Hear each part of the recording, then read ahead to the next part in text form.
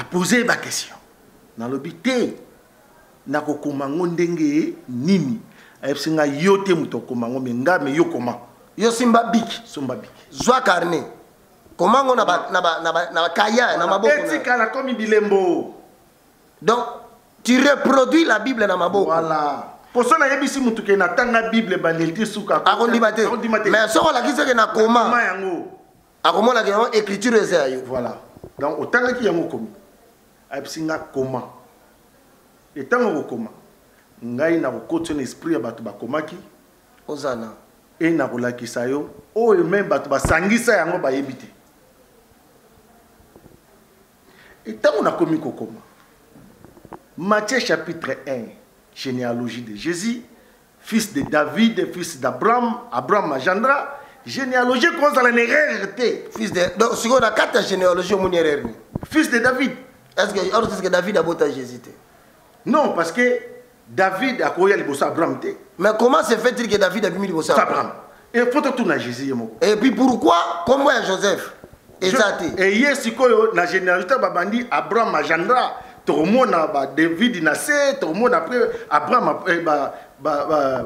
Joseph après tout le monde Jésus. Mais pourquoi cette erreur qu'on banane? Et ça généalogie. Bible nous te comment erreur cause à la tête. Bible cause à la tête, mais pourquoi cette erreur? Et bimi erreur pour dire parce que généalogie est ali. Et l'autre arbre, dans le lenga mutabo tamati musu soyez. Voilà. Mais comment erreur ça ma que ouais qui na sima comme il bosso comme na sima. Mais tout ça c'est quoi? C'est 1 Corinthiens bien-aimé chapitre 2 le verset 7 à 9. Nous prêchons la sagesse mystérieuse et cachée de Dieu depuis des siècles. Mais révélée pour nous qui sommes arrivés à la fin de ces siècles, s'il te plaît. Sagesse qu'aucun chef de ce monde n'a connue. Parce que s'ils avaient connu cette sagesse, justement, ils n'allaient pas tuer Jésus-Christ, le roi de gloire. Amen. Mais il est écrit dans la parole de Dieu, ce sont des choses que l'œil n'a pas vues, que l'oreille n'a pas entendues, qui ne sont pas montées dans le cœur de l'homme. Et ça va mystère. Et peut-être un critère humain, azapé na quantité, mais qu'on l'a pogné. Papa Tokoba. Oui, Jésus a lobby. Pourquoi Bino Bozo Benganga Mwana ya Daoudi? Daoudi est poussé par le Saint-Esprit, a dit le Seigneur a dit à mon Seigneur, assieds-toi à ma droite, jusqu'à ce que je fasse de tous tes ennemis. Seigneur. Fils de David. Mais comment David a voté Seigneur? Mais il y a mon raboy Kazape Mona David. Mais pourquoi David est liboso? Pourquoi David est liboso? Et ça, il y a un aboutissement. Mais ce qu'il faut qu'on ait l'église. Église. Présence et Jésus. Tant qu'on a commis ce qu'on peut dans la généalogie, parce que je ne pourrais pas avancer. Pas comment tant qu'on l'essentiel, c'est si l'essentiel, on a une révélation. Oui. Exactement. Parce qu'il faut une explication. Il y a fils de David. Blocage spirituel. Parce que ça, il y a prophétie. Mais prophétie qu'il y a dans la généalogie. Et continue. La généalogie, ils ont annoncé Batabon. Voilà. Moutakolo Bate, pose à qui moi Nzambe. Oui, mais il y a une généalogie.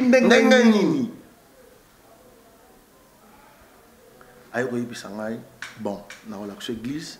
Maintenant, expliquer on a nous 6. OK. 6 wana liboso ya wenge. Ezapesi wenge wana pe wekana, ezapeka 6. Nona 6. Shit ya mboka na bino esalemi ya mutu bayimbela nzembo wana. Il était à l'autel. Soki yete. Bonga bozo bon konzo alinga me mabino tina 2000. Rappelez-vous bien aimé dans le Seigneur que le mouvement de la fidèle a commencé dans 97 était na Kinshasa. Et Bandaki na 96 à partir à l'Est. Voilà. Pour ceux qui maîtrisent l'histoire. Je veux bien que tu associes ce qu'on histoire. Na prophétie on zamba pesi. Toké papa. Donc guerre ya liboso ya mboka na bino bandaki na 96. Dans musique wana ezalaki présence ya 96. Dans mboka beba donc diable a commis coopérer à bébi sa mboka psychophysique parce que spirituellement déjà Mobutu avait tout détruit. Tout à fait. Ayebaki que ce église comme belé mboka beba et à cela qui ont plus bazani balé. En Afrique centrale les aïe na Bokassa. Et vous allez voir que l'autre était empereur L'autre s'est fait maréchal. Maréchal, bango tu vas sur le titre suprême. Mais il y a des gens moko. Il y a des président mais na commissaire qui est roi. Osana. Bongo. Bibale wana bazaki bango misato baninga. Bazu bo konzi ndenge moko. Ce que je vous dis c'est l'Éternel. Mutazo expliquer ngango boy. Vas-y papa, vas-y. Mibale ba poni nzela ya kisi ya makasi mais mususu wana komiki ti sezala ki nae. Lolendo zala ki nae te. Na hérité pour continuer pas à moi nae. Ali Bongo aujourd'hui il est le président. Papa na ya mi bien président te. Ami commissaire qui roi te, ami commissaire qui a pérérité, ami commissaire na bakou frère te, azala ka président Bongo. Mais na sima nae abimi roi. Akufi ndenge mutu akufaka. Pe moi na zu bo continuer mutu azora bo continuer. Mais à votre pays c'est pas le cas. Dans 96 bobomi mutu fallait pas boboma, les collabs convoitise. Il y a milimo bozalangi na onamboka lolendo boyi ba ne peut capter le côté bobomi mutu et mutu monga ni comme si président na ki dit ba et ça vous dit rien. Le président Laurent a mis comme ça président en improvise parce que babomi mutu monga boy faut pas baboma chose que personne n'attendait. Voilà. Donc 96 voilà. 6 wana zo laksake événement moko salimi. Voilà. Mais biso na ba mabe na biso na ba orgueil na biso na trahison ya ba congolais. Voilà. Tobomi l'homme qu'il ne fallait pas tuer. Tobomi. Deuxième 6. Deuxième 6, deuxième guerre na Kinshasa. Diable a voulu encore sonomiser ce pays. Voilà 2006. On a 96 retourné à 2006. Donc 10 ans 10 ans. 10 à 10 ans. En 2006 Jean-Pierre Bemba membre de l'élection. Ah guerre. Appelé capitale guerre. Je me rappelle. Nzambe a luki sous devant un maye a biki sabiso na ba catastrophe wana. Si c'est mis ça tout 2016. Là c'était grave. Vous vous rappelez les événements de 2016? De 2016 notre cours 666. Donc 3 chiffres coquilles déjà. Donc on a vraiment zalaki que ceux qui l'église est comme belé tout ça le Colombo au Libéria. Les gens bako tabac local sort à Libéria, ba perda une affaire de 60% sur 100 la population il colle avec l'église. En bon Na Libéria. Libéria va le peuple ba qui Amérique. Tout à fait. Tant baek baek avant le christianisme et le col bazana ba pays limitrophe bazala qui ba musulman, ba linga qui ba garder religion na bango. Et basala qui on a une façon nous autres, nous l'église, église. Et c'était comme ça aussi là-bas. Ne Koufa. 60% de la population. Ce qui devient le cas de la République démocratique du Congo, l'église est en train de détruire le pays et 60% est déjà parti dans la bêtise. 60% est entré dans les antivaleurs. Bazako tourne dans l'église, Matthieu 24, verset 24. Plusieurs faux Christ sont entrés. Ils séduisent beaucoup de gens en produisant des miracles et toutes sortes de prodiges, comme si cela était possible. Même les élus sont tombés dans leur piège. Ainsi dit l'Éternel. Toko papa. Oui. Et tant qu'à expliquer un biloko mais même cette année ici, dans la Libéria, va voter ce président populaire parce qu'ils ont respecté que l'église détruisée, ils ont compris, ils sont arrangés. Mais l'église est à la bonne côté. Osana. Ok, tu entends la Libéria. Le réveil spirituel est arrivé, mais non pas pour la multiplicité avec l'église dénominationnelle. On est une semaine, il y a le président de commandant Georges Weah. Dans une semaine après, Ndé va expliquer ce que Makambo. On va expliquer au panel. Pas l'esprit qui n'a pas de nom. Amen. Quel est le métier de l'isolo? Moutakanga Yesu baebiye, batanga kombo na Pilate. Simon de Cyrène a même la ekulusu kombo na etangama. Bien aimé dans le Seigneur, Moutakata Yesu lito imalchus kombo na epé, ezana Bible. To yebiye. Mais na bami yibi mi balé, oh ya reconnaître ka identité na kombo na ye. Jusqu'à présent tozo yebate. Mais c'est celui-là qui était avec le Père dans le royaume. Biso, finga biso miyibi na passé na biso. Finga biso bandumba na passé na biso. Finga la croix. Et nous allons révéler l'identité du Père afin que, à la dernière minute, toute une génération soit sauvée. Babengi bango les ouvriers de la 11e heure.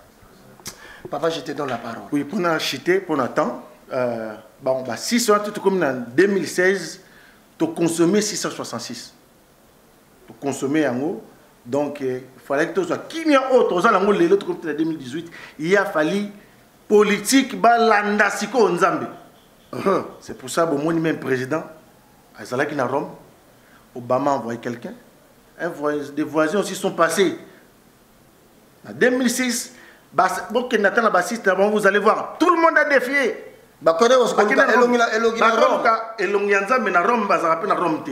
Mais le col azara sima ya kombo na ye tango ba vegle ba benga ki mwana na Daoudi azala ki conscient azongaki parce qu'il est fidèle à sa parole. Voilà, mais fidèle à son nom. Yemoka boye ki kombo la mwana Daoudi. Donc ça veut dire, bien aimé dans le Seigneur, je veux que tu comprennes bien ce qu'il lit Dieu. Moutako ça la mabe. Moutako ça la tamboli mabe. Malgré la 2 Chroniques 7:14, si mon peuple sur qui est invoqué mon nom, na lobité que na moni mabe rabino, mais na tali loko la boluki ngai, boluki kimia. Or, bazo comprendre de Matthieu lobi boye. Heureux ceux qui procurent la paix, car le royaume de Dieu est à eux. Amen. Or, Jésus est appelé le roi de Salem, le roi de paix. Moutuno se voit dans le langage à kimia namboka, on l'a considéré qu'il y avait les combonaï. Ok, papa. Oui, donc tant à lobi bon lobi, kimia boza nango, ngam na pisibino. Pour bako lukanga physiquement. Or, on a dans spirituel, dans la Vatican. Ceux qui n'ont pas dans Vatican, c'est parce qu'il fallait renverser César. Osana. Et je l'ai dit ça à Paul. Je t'envoie pour être mon témoin à Jérusalem et à Rome.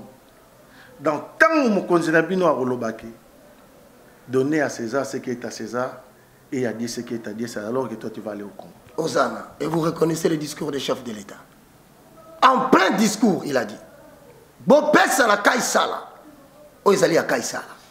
Mais bon, que l'Ecclésia, ou ils allaient à Nza. Et maintenant, cette parole s'accomplit en sens que l'Éternel se lève maintenant sur le Congo. Puisqu'on lui a donné le pouvoir par l'être suprême. Puisque Moutaliboso, ou ils ont dirigé Mboka à lobby, l'Église reprend son bon fonctionnement. L'Église reprend le contrôle de la destinée de la République démocratique du Congo. À défaut de ne pas réussir de diriger le Congo, la prophétie de l'Église dirigera l'avenir du Congo. Oh mon Dieu, oh frère, Dieu t'est apparu. Non seulement lui, mais vous aussi qui avez besoin de témoigner. Vous aussi qui avez besoin de la Kisake. Nzambe azo soit contre la RDC. Moutako yibel sous Congo azate. Bon, témoignage au sommet en deux temps. Yebake eza en deux temps. Parce que tout ce qui m'a derrière le temps, tous ont sauté. Papa Toké. Oui, donc, tango, aïbisinga bongo. Bon, eza vraiment te ki azolo bakaka et comme elle solo. Dialogue avec le dialogue n'a posé ma question parce que ko bimisa nyonso yo. Matoyo yemo le bi matoyo ko yo kate. Mais tu es en 2026. Oui, tu es en 2026. Donc, à l'obi, tu as qui mis au tozanango et pas naïe. Mais il y a pour ça naïe. Et ça l'a quitté moi qui m'y a moqué. C'est ce que tu as comme. Le col a tolé qui t'a en anio sur Yamabé déjà ici. Donc, 2026, on a monnaie qui n'a souka. Yangonde ezali date au yobiso tokozwa kimia na Congo. Osana, parole de l'Éternel. J'espère qu'on l'a dit biso très bien. Lorsqu'un peuple oublie sa destinée prophétique, il se prive même des personnes que Dieu appelle des clés. Pour la gola qui s'abango lobi ko salandengeni. Tobo sanate que nous sommes un peuple prophétique. 2026, année de l'Éternel, pour lumière Congo devant les nations. Pour que les nations montrent que Congo a reflété la gloire de Dieu. Mais pendant tout ce temps-là, mon frère, parce qu'après tout, on fait l'indépendance le 30 juin. Oui. Est-ce qu'il y a-t-il une réalité par rapport à ça? Parce que tu as décrété dorénavant. 30 juin, et quand tu as fait la Congo, tu as fait la marche. Et quand tu as fait la Congo, tu as des ordres. Et ils allaient entrer en vigueur. 30 juin, la Congo, on va célébrer en jeûne et prière pour tout Congolais qui se reconnaît être de Dieu. Le 30 juin. Naibisi na tunimi so na ke kolobaka modèle yo yebisinga so na suki awabo ba kolobana nini ba kopone lote osana ba kolobana note au fondé au tâtonner et kolobani abino je l'en expliqué le 30 juin 1960 17 pays en Afrique noire bazui indépendance donc biso mo to soit 17 retiens. Et na 17 wana bino bozaki placé 4e. mais mboka na bino lokola déjà diable abundisaka yango kaka po bozape place wana bozoki yango mpe kaka nabi. Même mettre 4e place, c'est prophétique. Pourquoi te tomber 3e été? Pourquoi te tomber 5e été? Pourquoi te tomber 4e? Et pourquoi Dieu a-t-il fait que toi est la place où on a 4e Namboka Moussous? Pour ceux qui connaissent l'histoire, Papa Koba. Oui. Somalie, Bazou indépendance, 4e position. Pourquoi? Et tant que va faire ça. Tant que va 4e position, donc Bazou a fait un biso. Bazou a fait un biso. Balingi bazo avant biso. Balingi bazo liboso. Bazo déjà basé 6 mois procédure. Et s'il faut pas déclarer. Pas déclarer. Tabakei une partie va boyi. Donc est-ce que le 29? Le 26, le 26 va déclarer indépendance là bango mais parti Nambou et boyi. Ta partie on est boyi ba ken négociation. Biso le 30 tout. Le 30. Je suis 4e place. Je suis 4e place. Et bango bango. Ba ko lande biso le premier. Il a suffi une nuit pour que Dieu sépare la République démocratique du Congo de la version prophétique avec Somalie. Tout comme papa. Et les 30 wana eza hasardé. Bo Simbi 1960 na maboko, 6 mois à gauche, 6 mois à droite. Et mboka na bino eza na 4 Afrique. Comme pour dire, donc autant indépendance est tombée dans le milieu, je plaçais votre pays au centre de l'Afrique parce que 6 mois après 6 mois passés, bino ne besoin maîtriser des Sinamboka Afrique, mobimba. Amen. Donc Alobi, mais il y a eu un prophète. Il y a eu un prophète chez vous. Osana. Qui a prophétisé. Nyoso ya ye kokaki koleka à part lisakoli ya kombo na ngai. Osana. Alobaki Congo ezali Israël nouveau. Jérusalem yasika. Si si. Et apôtre Paul alobi ngo je vais venir restaurer les Israël nouveau. Mais est-ce que nouveau on a dit Israël a comme nouveau? Israël mususu ya sika comme une seconde nation. Voilà. Osana. Et que ça la rappelle ka rabino pété. Bible notre auteur le bandela et variaka. Et bigisi congolais non? Parce que Nzambe j'ai appelé Israël mon premier fils. Amen. C'est-à-dire n'a pas un deuxième fils. Amen. N'a pas un troisième fils, mais bah comme on a ça ba Israël. Alors mais ya bino vraiment ils comparable na Israël. Pour bango bazalaki na 11 tribus, bino pe bazalaki na 11 régions, 11 provinces. 4 langues nationales. Mais ça vous a manqué les Lévites. Yango omoni mosakola lobaki bana mboka bako bima. Bango de bako zonga, bango de baya kotombo l'école. Or les Lévites bazaki na mabelete. Bazaki na mabelete. Ezalaki ba peuple moko bazana na mabelete lo côté bango nzamba poni bango po ba salela ye musala. Donc c'est comme pour dire eza la dimension ya mutu moko za muluba. Il y a la dimension mutu moko za muswahili. Et ça la dimension mutu moko za mu Congo. Aza mungala. Azali na ba tribu nyonso mais aza na mabele ya Congo te. Azali banda ba bengi diaspora. Diaspora, écoutez très bien ce que Dieu attend de vous. Sikoyo batuana ba Lévites babane ko sala ni babane ko sambela babane ko sala musala ya Nzambe. Oh musala Nzambe ezalaka ko lia ko mela ko zana kimia. Or lelo diaspora ezokunda batwa. Ezotina bambongo pour la famille. Mais diaspora et lamba et tout ça, c'est nous. Donc, voilà le 12e tribu. Voilà. Nous utilisé pour sauver le Congo. La diaspora. Osana. Osana. Et Bokokisi 12 n'a pété.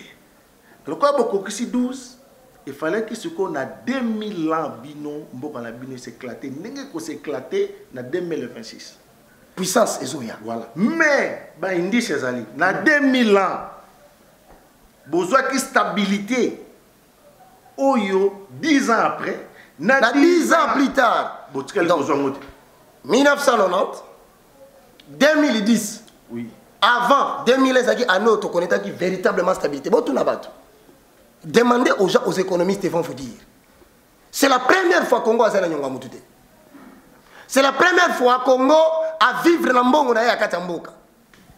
Vérifiez cette date-là. Mais regardez 10 ans avant. Les Aquitains. Mais après 2010, qu'est-ce qu'on a connu? Donc, Nayaki, n'engepe basakumsu balobaki que l'année 2000 mokele kufaye sokoya Nayaki. Mais Nayaki est pas nabino. J'ai visité votre pays. Mais Moutefala qui a préparé peuple à devenir qui mission. Ozana, mais qui est cette personne? Quelle est cette race de personnes qui appartient au voleur qui a dit Seigneur, quand tu seras dans ta gloire, souviens-toi de moi. Donc, ya qui poiteya mais akena musique. Et tout le monde comprend pourquoi. Il y a quelle musique. Et donc vocation naïe. Et ça qui musique. Et ça qui créé réveil ya moto. Mais nanzela ya mbote. Voilà. Et ça qui nanzela ya pas ya parole. Par conséquent ça baza ko mona na mungongo mutako yembati. Mais na mungongo ya mutako teya. Mais yo mtolanda ngai. Soki nzamba zo mona lokolo. Komi komisa loboko te. Parce que lokolo comme ma cantinité. Et bon ceux qui mission nzamba za ko soulever les sceaux du Congo. Cherche à savoir le but pour lequel Dieu t'a introduit dans les temps. Puis telema wana tabatu bako telema bako finga bako bundisa yo telema wana papa. Oui. Mutuana. Caractéristique nezalaki aloba. Mais ayembati. Ate ya liloba nzambe pas zongi sabatu na conscience. Pour préparer la nation à la prophétie de Dieu. Voilà. Et le kola yake na loyembo c'est la débauche. Or Dieu dit que la musique à Congo, adoration sur Salema, louange sur Salema, musique sur Betama. Dieu dit que c'est de la débauche, musique congolaise, chrétienne. Donc, musique, Azana Posa lobby. Les vrais adorateurs adoreront le Père en esprit et en vérité. Et en vérité, bien musique est en la place. Jean chapitre 4, le verset 20 au verset 25. Musique est un complément inutile. La parole doit demeurer le premier. Amen. Colossiens 3,16. Ndekolanda mala mon prophétie, c'est confirmé quand l'écriture.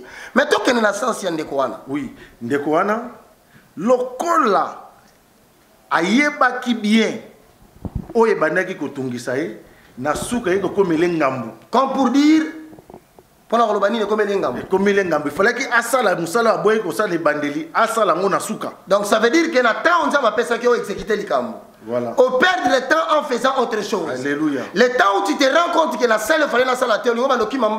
Comme si tu pouvais corrompre Dieu. Voilà. Oh, akeko benga eti le roi du Congo et le repesa ki kanda parce que yazali ya mukili mobimba. Aboya kombo ya roi. Apesa kanga na koma mukonzi na boya.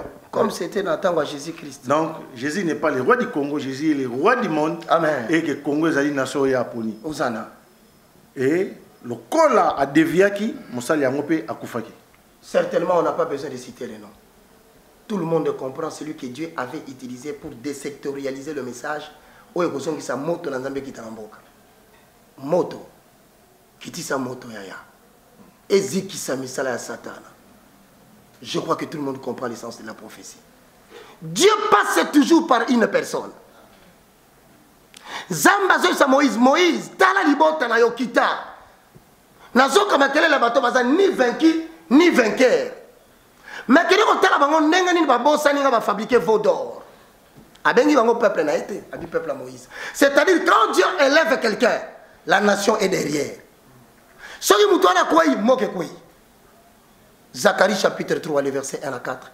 Vois Josué, je vais restaurer Jérusalem, mais je passe par toi, afin que dans ce procès, si je t'enlève le vêtement de l'iniquité, je sauve ta nation. Et après, ayebisinga meza pe na moko siko na mboka na bino alobi azokomela ngai livre. Ozana. Moko azokomela ngai livre siko yo. Wana bozo solana ye. Oui, mais yo faut pekisa ye akomate. Akomeko luka ba trace etika. Yebaki mutangote za na téléphone nanga si YouTube na koi na yoki ndeko Roger azote. Bon Dieu. Comme par exemple na bino ekoza ye ate ezaye na bengaki. Et je vous confirme frère, des États-Unis une nuit. Quelqu'un m'appelle Azolo Bakaka. Nazoli ngala tate Azako Bakaka. Et précision, outi kobimisa livre effectivement. Non, tu as un livre sur le fondement de la vie spirituelle dans le christianisme. Il fallait que la zone dans l'imprimerie, la zone dans l'imprimerie, mais il m'a dit, Dieu dit, c'était devenu un problème pour moi. Tout comme un témoignage. Et tant qu'on a avoué, on a équipé consolation dans mon thème. J'ai senti que non, c'est comme ça. Amen. C'est comme ça. Et on a continué toujours la Bible et Dieu m'a montré son église dans la Bible.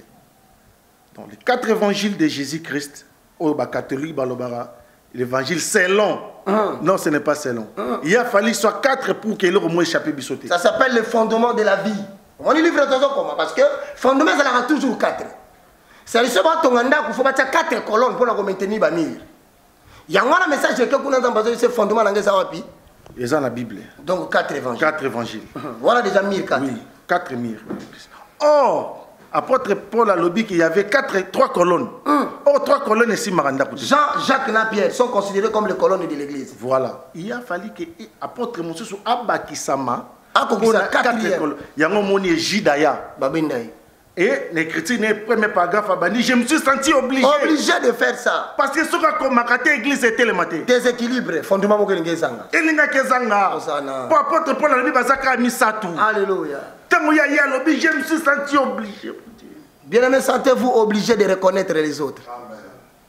Paul pouvait dire qu'il était le 4e fondement.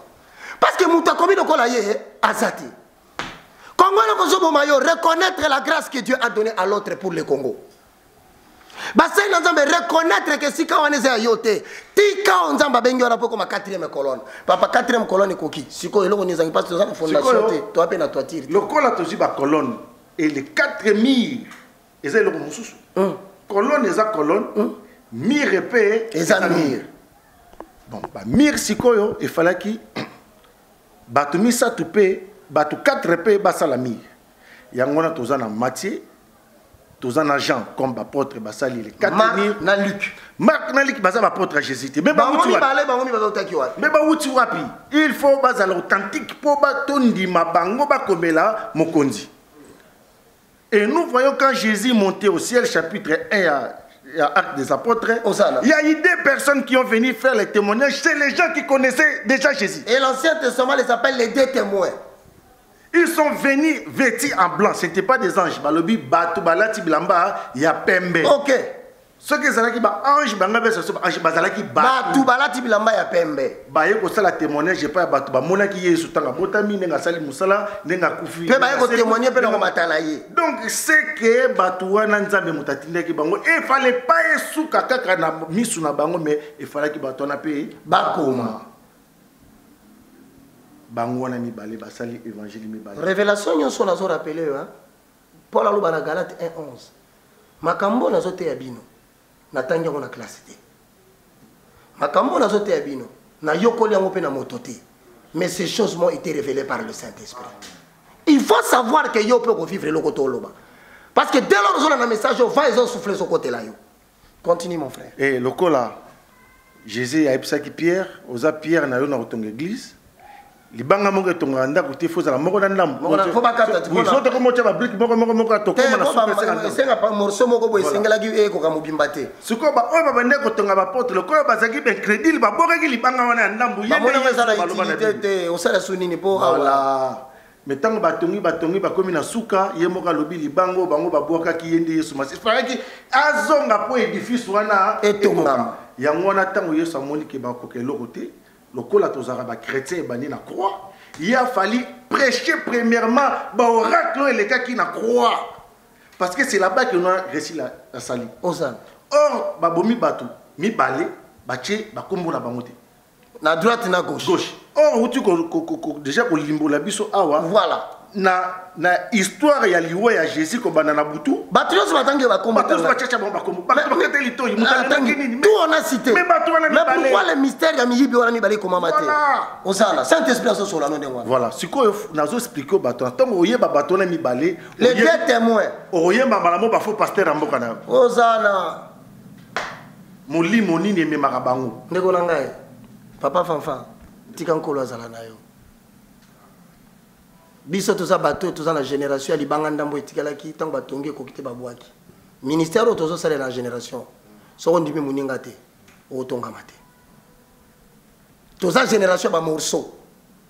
Photo kangana. Poto ko kisa édifice. Siko na ka bibi mi balé. 2 témoins. Papa toko bana muli. Alobi oyo banda babanda koteya. Parce qu'il a bombé les bango. On a bango eza photo. Et t'as les macabou ya mon. Zoka christianisme ndé yangwana. Osala. Tout le monde était sauvé par là. Donc Et là, moi, ma belle, quelqu'un qui sous le caté. Il fallait qu'il moutou à la sauver wana. Il fallait qu'il explique batouana mi balé. Oh, c'est là qui na droite.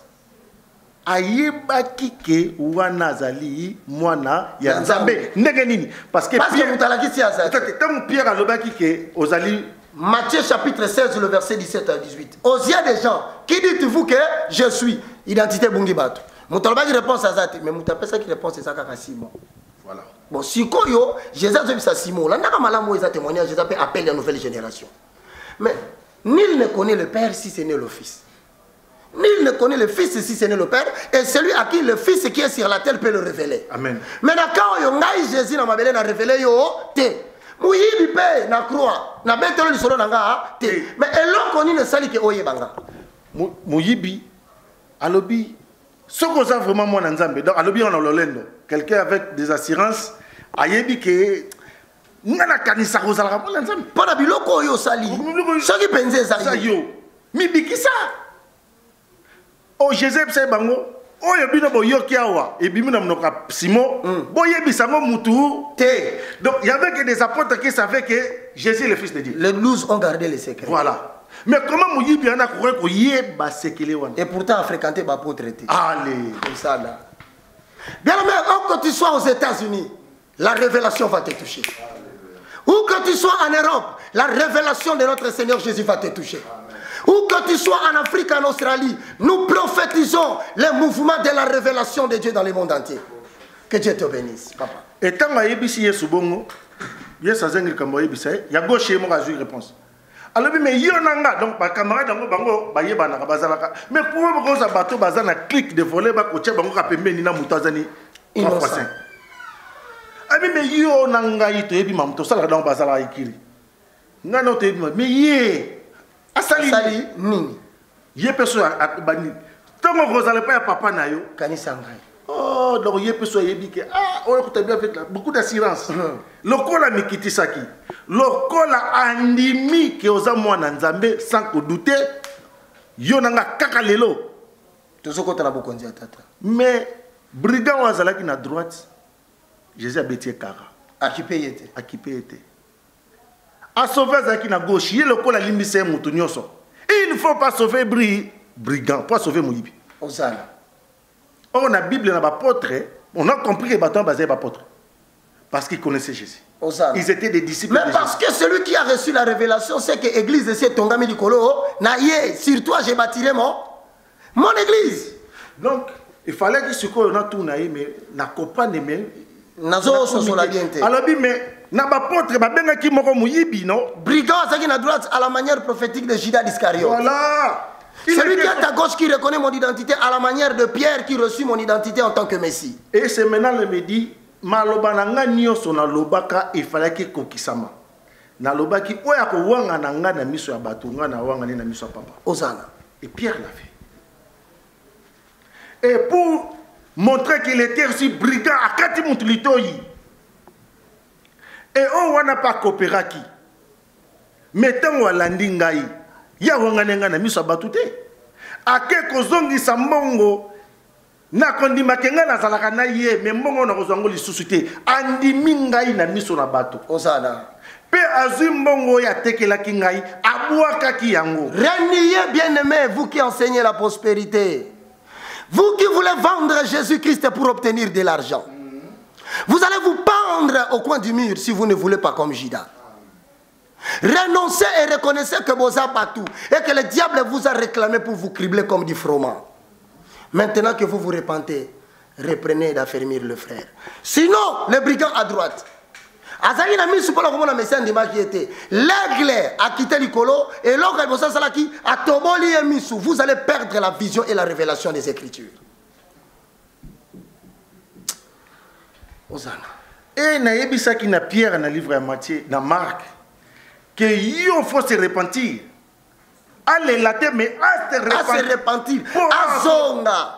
Pour affermir ma frère. Il faut te passer par là. Mais j'ai eu le temps de parler avec lui avant na matalikolo. Il fallait qu'avouer que na wangana ki na miso ya bato. Mais je lui ai demandé 3 fois sur kalingangai. Il a dit Seigneur toi tu le sais. Na koré ko yeba nini na yebika wangana ngai. il fallait qu'il y ait un dîme. Yo yebi que Seigneur n'a pas gagné, mais yo yebi. Ndeko yo kana bisayo. En 2000, juste, Congo a totalisé combien d'années? 40 ans. Comme Israël a traîné dans le désert pendant 40 ans. Une nation qui ressemble à Israël. Mais ce qui est très important, Nzamba yebisi ba Israélite. Le corps comme il devant Mayozo Kabolabino Boko Talakana. Prenez les 12 pierres que vous avez, jetez-les dans l'eau. La mort du Congo est constatée. La mort d'Israël était constatée. Mais tant que ça arrive, ramassez encore les 12 pierres. La mort du Congo est partout. Mais nous disons que le Congo ne mourra pas. Car c'est un processus pour engendrer la résurrection d'un nouveau Congo. Frère, non, donc 2026, tant que tu as raté 2000, tu as préparé. Mais le gouvernement Congo peut changer, il peut 11 régions. Et comme il 26. Ce qui tombe en 2020. 26. Oh! Nouveau Testament aussi a 26 livres. Comme Ancien Testament, 40 livres. Tout à fait. Et soit qu'il en est de 2000 à 2026. Donc, comme on a vu ça divisé par 2, 40 ans il y a Ancien Testament et les 26 il y a Nouveau Testament. Parce que tu as changé la décentralisation territoriale. Amen. Donc, tant que ça expliqué que Pierre, il fallait qu'il andima pour abongo la motema. Mais abongo la motema, il a un orgueil. Mais celui-là, l'autre là, a crié à moi. Et il fallait qu'il ait ce commandement dans l'Ancien Testament et qu'il s'en croix. Osana. Car la croix, c'est là où le salut de l'humanité est arrivé. Amen. Tout l'Ancien Testament n'était que l'ombre des choses à venir. Représenté par quoi? Par les voiles du temple qui séparaient le lieu saint et le lieu très saint. Il fallait que voiles allaient déchirer afin que bateau basa koto ba mona les lieux très saints de l'Éternel. Ça veut dire que bisonyo sonne to vandiawa. Voile on les nzoto à Jésus déchirement na la croix. Moyibi apesi biso lobiko. Papa continue. Moyibi il fallait que mutu asuka aloba likambo ava yesu akata mutema. Il fallait que mukili reconnaître kazali mwana nzambe. Il faut bima na muta mokili. Alléluia. C'est pour cela celui-là. Il a crié. A Congoli porte, c'est lui qui a ouvert la porte qui osa mwana nzambe tangozo ke de kanisa nga directement. Alléluia. Directement. Connexion salamaki. Osana. Et yesu a ebisi na kena yo mokote na kenga mokote na kende na yo. Apocalypse alobi, ils l'ont vaincu. À cause du sang de l'agneau et de la parole de leur témoignage. Le sang était déjà en train de couler. Batoboli gauche. Maïbimi. Makile bimi. Mais tu as fait ce témoignage. Mouto Yagana Mopanga Chubakao. Écoute-moi bien. Il était l'un des soldats romains. Oh, c'est qui ancienneté Makasi une armée. Mais Missoulaye et Bebaka, c'est que moi je suis très bien. Mais le roi les garda parce qu'il ne voulait pas qu'atteindre la retraite de Père Kakoufa. Mais après ça, il y a quand même une activité comme ça. Mais Moutouana Tangwaye, Yende Babisaki Kamata Mopanga Tobola. Tangwa Toboli, Missouana Makila la Bible relate que Missoune Zonga bien. Et écoute-moi, Atika la Zonga son armée, Tagno Sabuzoba, Abika. De la même façon, Bakataki Ritoi, symbole de l'entendement, vous aurez des oreilles, mais vous n'entendrez pas. Mais Bakataki Ritoi, pourquoi? Parce que résurrection Ritoi, il n'a pas fait. Jésus a son Gissiango. C'est pour te dire, ils entendront la voix de l'Éternel. Et tous ceux qui l'auront entendu, ils vivront avec lui. Par rapport au temps qu'il a acheté. Oui, donc, tant que bongo Pierre, na yebisi bango ba kende kozela Saint-Esprit. Molimo oyo ekisunga. Molimo oyo sala ki bazala ba témoin na Jérusalem pe partout. Acte 2, 1 à 5. Bazong na chambre haute et sika o balia ki lipati asuka. Tout à fait. Tango baké kuna, la Bible dit qu'ils étaient au nombre de 120. 120. Mais le Saint-Esprit n'était pas encore descendu. Jour à Pentecôte, comme qui n'a noté, chant du sang pénan batsomba quitté. Parce que dans 40 jours, parce que Jésus est monté après 40 jours. Tout à fait. 10 jours avant, donc 50 jours, bilan kobo tamate et l'homme ko jamais bilan kobo tamalonya on a 50 jours. Mais Pierre a commencé à faire le service avec l'esprit parce que le Saint-Esprit n'était pas encore là. Ah, Osala. Pierre a commencé le service en disant quoi? Il faut remplacer Judas. Juste après la mort de Jésus-Christ. L'esprit dans la chambre haute, abandi soir, bapona. Parce que 12e apôtre a continué la vie de Dieu. Voilà. Or, Jésus a créé sur Kolobela Kamboa. Jidate, Azala qui t'a sécoui. Il fallait que le qu'il faut remplacer Jida. Atika qui porte Wana ouvert parce qu'il y a il faut un brigand. Osana. Il a fallu un brigand, un terroriste, un homme qui tue les chrétiens. Il a fallu ceux qui Pierre Randi Marango. Tout à fait. Ce qui Maki, yende mutusuko alingaka sala musala wa saliwana. Osana. Mais le corps la sala qui a monté. Il y a mon Pierre a tenu Jésus. Ni ne que comme l'argent. Jésus c'est Jean, attention dans le bien c'est l'anga titanga na roya et tali osute. Donc Jean Pierre azala qui sous na musala ya musala te. Yepe falaka je la kaka Saint-Esprit. Osana. Oh, le col à Jésus a yebisa que Satan arrière de moi Satan, nous comprenons que Pierre a des esprits. Osana. Pourtant le baki que Osali le fils de Dieu vivant, Jésus le baki erré Pierre. À toi, j'ai bâti l'église, je te donnerai les clés du royaume. Amen. Or, les clés du royaume, les lots sont les chrétiens, ils sa clé, et puis il y a Pierre. Or, ce sont les actes des apôtres. Qui a reçu les clés? Mais Jésus lui-même. Mais puisque Pierre n'a pas reconnu, Akimi Bango, à comprendre que l'évangile est pour la juif kakate. Oui. Et c'est là qu'il peut prendre la bataille sur la peine, tout comme les brigands qui étaient à la droite du Père. Amen. Or, les brigands n'allaient pas devenir des circoncis. Le 12e apôtre devait venir d'entre les brigands qui est déjà à la droite du Père. Amen. Et celui-là, le voleur-là, qui menaçait, qui terrorisait. Oh, l'icône a Yesu à Rokufa. On a choisi Paul. Amen. Osana. Paul était qui? Il était un brigand. Un brigand de Konanga, à Bomi Église. Un brigand. Bon, Makana Yoba, tout ça, Tangika Komotanga, Yesu Rokufa. Alors, Balobi n'a pas Paul, pourquoi me persécutes-tu? Dit-on de Saul. Mais qui es-tu? C'est Jésus-Christ que tu persécutes.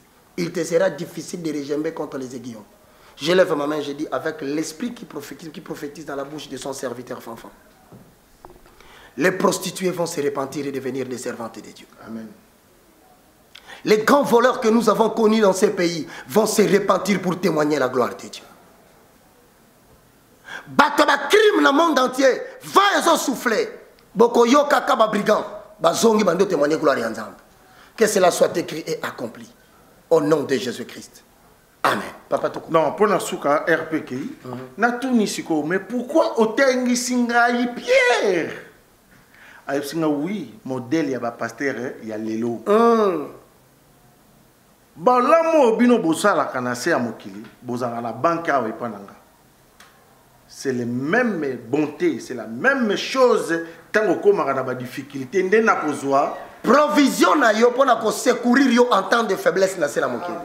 Donc na salaka eloko mususu te o yo moko zo salati. Je n'ai rien à faire si toi tu ne m'as rien donné. Ya on a tout la Dieu le bandeli quand tu fais de la grâce que Dieu t'a donné. Tala le zolela mikande zate. Tala le zolela ozola la pa muninga na yo nanda kwa mukebwe.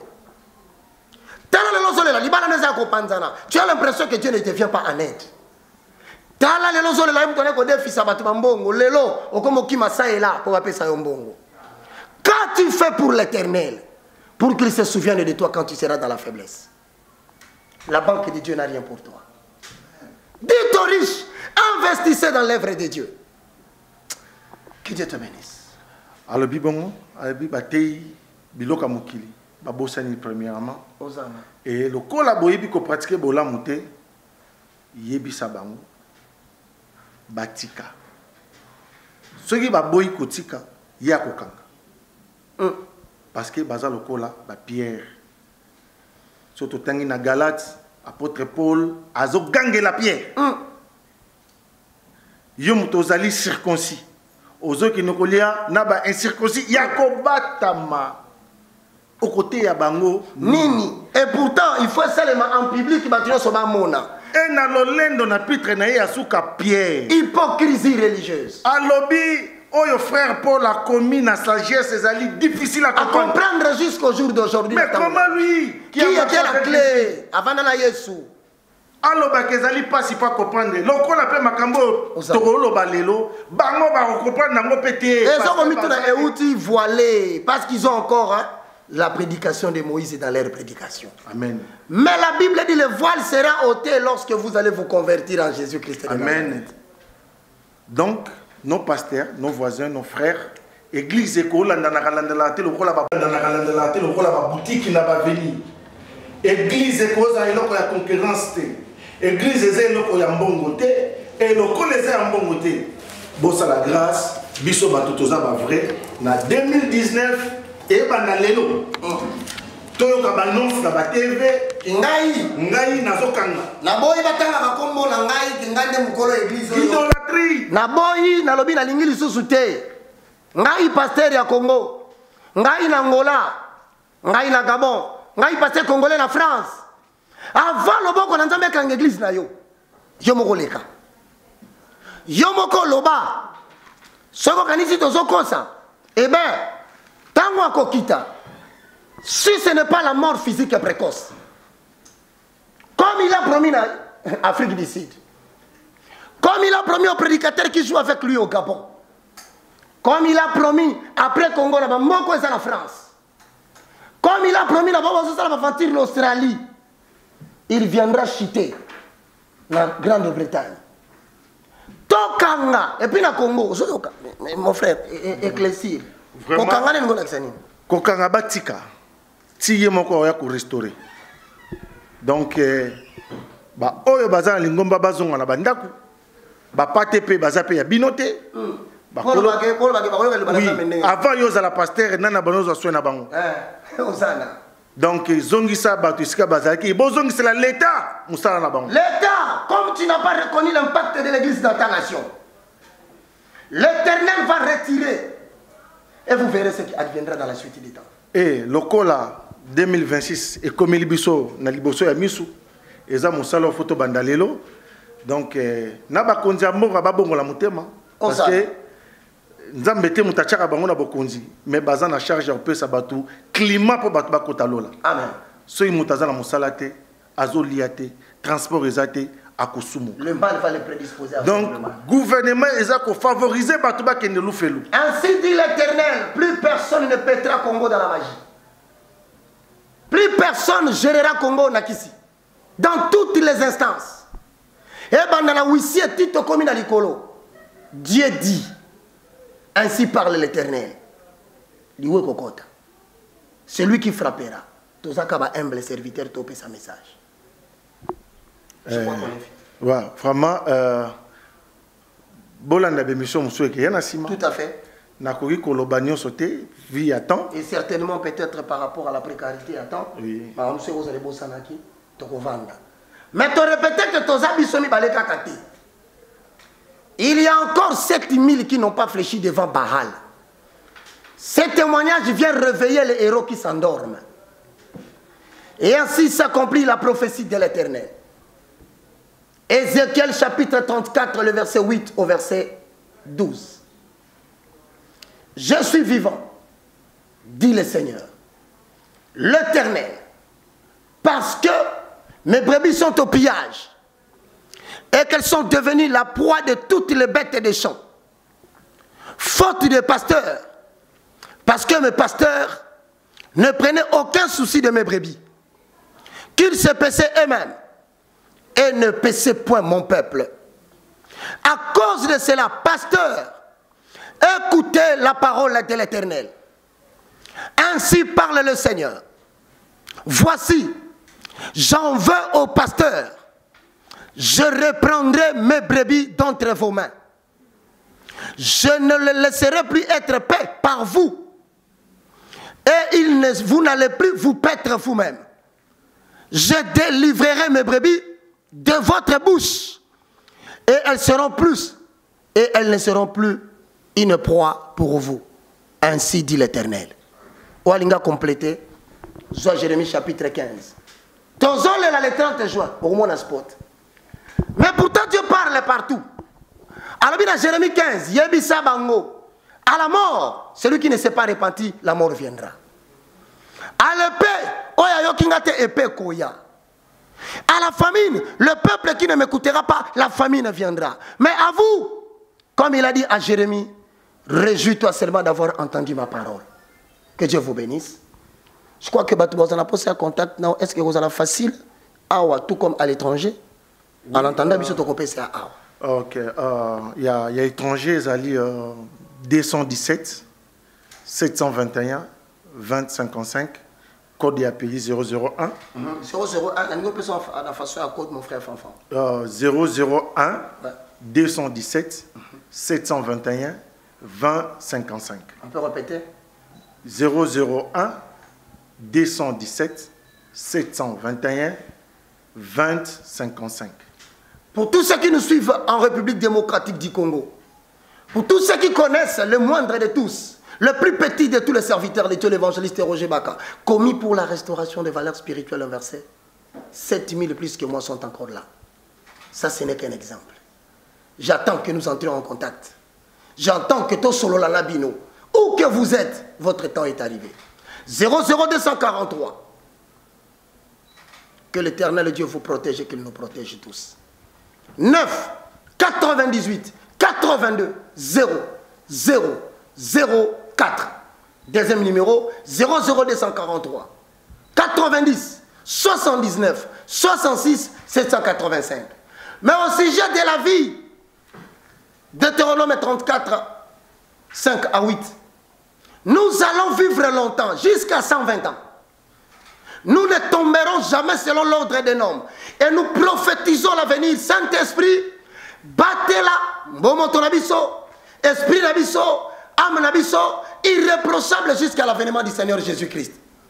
Donc prophétiser, nous serons au-delà de la mort physique précoce. Nous ne mourrons jamais selon la volonté de l'homme. Toute tentative de l'ennemi de susciter des combats ou de susciter des personnes pour pouvoir combattre l'élite de Dieu, nous proclamons à la mort ceux qui passeront par la mort, à la paix ceux qui passeront par le paix. Ainsi s'accomplit acte 18, 8 à 9. Je suis avec vous, ne vous taisez pas. Parlez et ne vous taisez pas, car moi l'Éternel, je ne permettrai à personne de lever la main pour vous faire du mal. Parce que j'ai un grand peuple à sauver. Fanfan, que Dieu te bénisse. Donc aussi ça, mais tokoko basoki nzamba lingi, numéro soko zui yango transféré na batu mususu. Est-ce qu'on peut prier? Na kokima wapi ngai na kanisi bomo inangai mabe ngai na saleli onkolo. Alléluia. Elukeli ngai makambo ngai na zangi kimya mpese ngo na ngai ebongwani mawa. Papa yo limbisanga, Papa yo nzambe na ngai. Ngai na kokende epai na papa, ngai na kondima mabe na ngai, ngai na koloba ye papa limbisa mabe na ngai, ngai na koloba na ye lizuzu, ngai moko na kokite papa simba bomoi na ngai limbisa mabe na ngai. Yonde kimelo na ngai na tango na pasi oyo Kongo ezomona lelo nkolo lobi tokomona ngo lisusu te. Nkolo tokokimela wapi soki otiki biso yone mosikoli na bana na bato nakobanga te. Mosikoli na ngai azali akolobela ngai azali na bomoi. Béni soit le nom de l'Éternel. Acte chapitre 26, c'est le verset 16. Nous qui n'avons pas un passé propre, éternel, nous qui sommes des voleurs à tes côtés, mais nous reconnaissons ton identité. Ouvrier de la 11e heure, voilà ce que nous décrétons. Amen. L'heure est venue où tu ouvres les yeux des Congolais et de toute ton église dans le monde. Fais sortir ton peuple des ténèbres et ramène-les dans la lumière. Libère-nous de la puissance de Satan. Ramène-nous vers ta puissance, afin que nous puissions recevoir la bénédiction avec tous les sanctifiés dans le monde entier.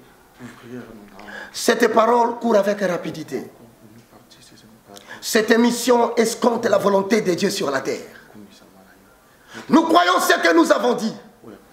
Et nous avons dit ce que nous croyons. Et nous le voyons s'accomplir dans notre vie.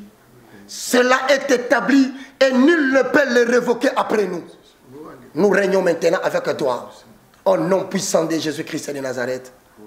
Merci Seigneur Jésus-Christ. Amen. Amen. On acclame pour le roi de gloire. Merci mon frère. Que Dieu te bénisse.